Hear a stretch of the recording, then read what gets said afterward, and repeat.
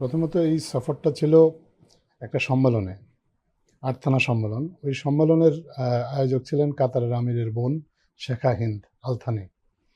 ওনার আমন্ত্রণে মাননীয় প্রধান উপদেষ্টা এই সফরে গিয়েছেন এবং সফরের প্রথম দিন থেকেই ওনার সাথেই মিটিং হয়েছে। আর্থানা সামিটে উনি বক্তব্য রেখেছেন, মাননীয় প্রধান উপদেষ্টা বক্তব্য রেখেছেন। রোহিঙ্গাদের নিয়ে একটা ক্লোজ ডোর একটা খুব ইন্ট্রিগিং একটা সেশন হয়েছে আপনার, যেখানে রোহিঙ্গা ইস্যু নিয়ে কাতার আমিরের বোন, যিনি একই সাথে কাতার ফাউন্ডেশনের ফাউন্ডার এবং সিইও, উনি ছিলেন, মাননীয় প্রধান উপদেষ্টা ছিল, আমাদের কর্মকর্তারা ছিল, পাশাপাশি বেশ কয়েকজন বিভিন্ন দেশের কর্মকর্তা ছিলেন যারা রোহিঙ্গা নিয়ে আলাদা একটা সেশন করেছেন। রোহিঙ্গা প্রত্যাবাসনের যদি পরিস্থিতিটা সৃষ্টি হয়, তাহলে আপনার রোহিঙ্গা প্রত্যাবাসন শুরু করাটাই তো আসলে একমাত্র কাজ হবে না। রোহিঙ্গাদেরকে ওখানে নিয়ে যাওয়ার পর প্রত্যাবাসনেরও কিন্তু একটা কস্ট আছে। পুনর্বাসনের একটা খরচ তো রয়েছে। জি, প্রত্যাবাসনের কস্টটা কীভাবে আসবে, এটা নিয়ে বিস্তারিত আলোচনা হয়েছে। আপনার পাশাপাশি যে রোহিঙ্গাদের জন্য আপনার ওআইসি আপনার কাজ করছে, একটা আপনি জানেন যে আন্তর্জাতিক আদালতে একটা মামলা চলছে, এই মামলার একটা ফান্ডিংয়ের বিষয় আছে। সেখানে এই রোহিঙ্গাদের যে সেশন, সেখানে গাম্বিয়ার পররাষ্ট্রমন্ত্রী নিজে ছিলেন। এটা খুব এক্সপেক্টেড যে আপনার ওআইসি এই মামলাটাকে ফান্ডিং করবে, যেহেতু মামলাটা গাম্বিয়া একটা মুসলিম দেশ হিসেবে করেছে এবং গাম্বিয়াকে সহযোগিতা করছে ওআইসি। এটা এক্সপেক্টেড যে আসলে মুসলিম বিশ্বের দেশগুলোই এই মামলাটার ফান্ডিংয়ের ক্ষেত্রে ভূমিকা রাখবে। তো সেক্ষেত্রে কাতারের একটা বড় ভূমিকা আমরা সবাই আশা করেছিলাম এবং সেই বিষয়টা কাতারের কাছে উত্থাপন করা হয়েছে এবং তারাও এ বিষয়ে সহযোগিতার প্রতিশ্রুতি দিয়েছে। এটা গেল রোহিঙ্গার একটা ইস্যু। বাংলাদেশের যে দ্বিপাক্ষিক অনেকগুলো বিষয় আছে যেগুলো সামিটের সাথে সরাসরি সম্পর্কিত নয়, কিন্তু যেহেতু মাননীয় প্রধান উপদেষ্টা সেখানে গিয়েছেন, ওনার সাথে কাতারের বিভিন্ন মন্ত্রণালয়ের যারা বাংলাদেশের সাথে দ্বিপাক্ষিক নানা ইস্যুতে সম্পর্কিত, তারা ওনার সাথে দেখা করেছেন।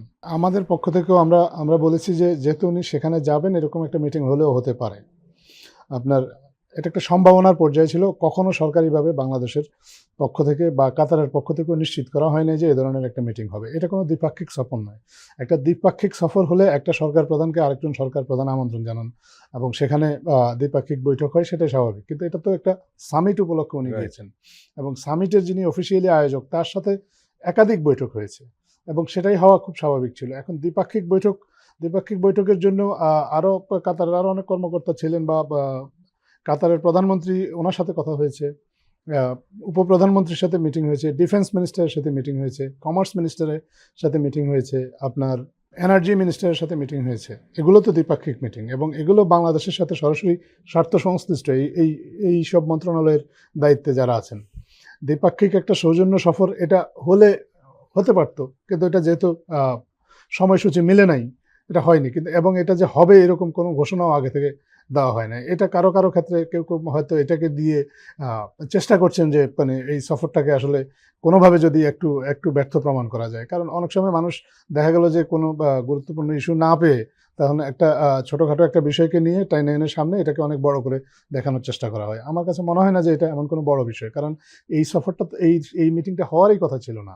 এই মিটিংটা একটা প্রস্তাবিত একটা মিটিং, যেহেতু উনি যাবেন, যদি টাইম পারমিট করে, দুইজনের টাইম যদি শিডিউল যদি একসাথে মিলে, তাহলে এরকম একটা মিটিংয়ের সম্ভাবনার কথাটা আলোচিত হয়েছিল, কিন্তু এটা কখনোই আগে থেকে নিশ্চিত করা হয়নি। এবং এই সামিটটাও যেহেতু কাতার আমির সরাসরি নিজে হোস্ট করেননি, সেক্ষেত্রে এই সামিটেও তাদের দেখা হওয়ার কোনো আসলে সুযোগ ছিল না।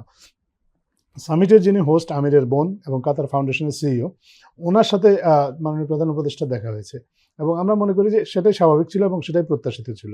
সো দ্বিপাক্ষিক মিটিং নিয়ে আসলে এখানে আলোচনা করে আমার মনে হয় যে এটা অহেতুক কিছু পয়েন্ট রেইজ করে এটাকে মানে কেউ হয়তো বা চেষ্টা করছেন যে এটাকে এমনভাবে প্রজেক্ট করা যাতে মনে হয় যে এই সফরটা ব্যর্থ হয়েছে, কিন্তু বাস্তবতা আসলে পুরোপুরি ভিন্ন।